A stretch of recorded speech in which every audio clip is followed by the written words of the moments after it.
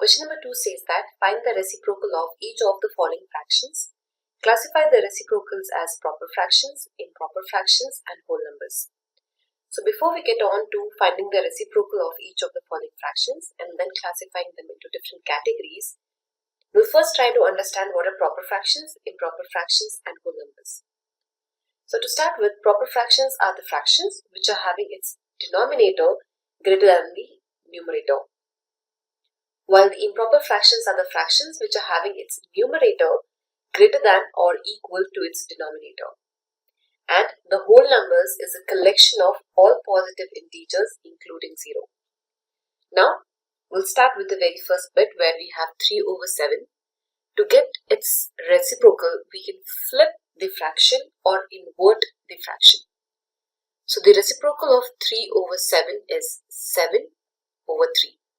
As we can see that the numerator is greater than the denominator, it is an improper fraction.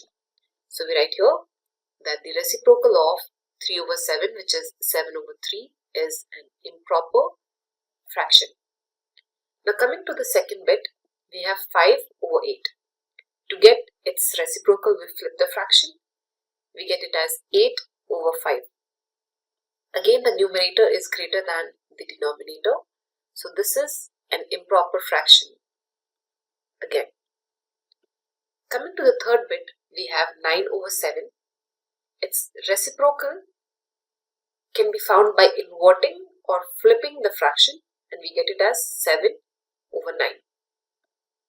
Here the numerator is smaller than the denominator, so this is a proper fraction. Coming to the fourth bit, we have 6/5. Flipping it or inverting it will give us the reciprocal, and that is 5/6. The numerator is smaller than the denominator, so this also is a proper fraction. Now we'll go on to the next set of bits. In fifth bit, the fraction that we have is 12/7. Flipping it will give us 7/12. Now we see that the numerator is smaller than the denominator. So this fraction that we have found after flipping the given fraction, which is the reciprocal of it, is a proper fraction. Now coming to the sixth bit, we have 1/8. To get the reciprocal, we'll flip it or invert it, and what we get is 8/1, which is 8 itself. Now this is a whole number.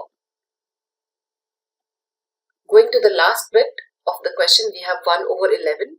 To get the reciprocal, we flip it and we get the answer as 11, which again is a whole number. And this is how we solve this question. To learn more about how Cuemath can help you crack school and board exams, explore Cuemath Leap, a live online classroom program run by highly experienced and committed teachers.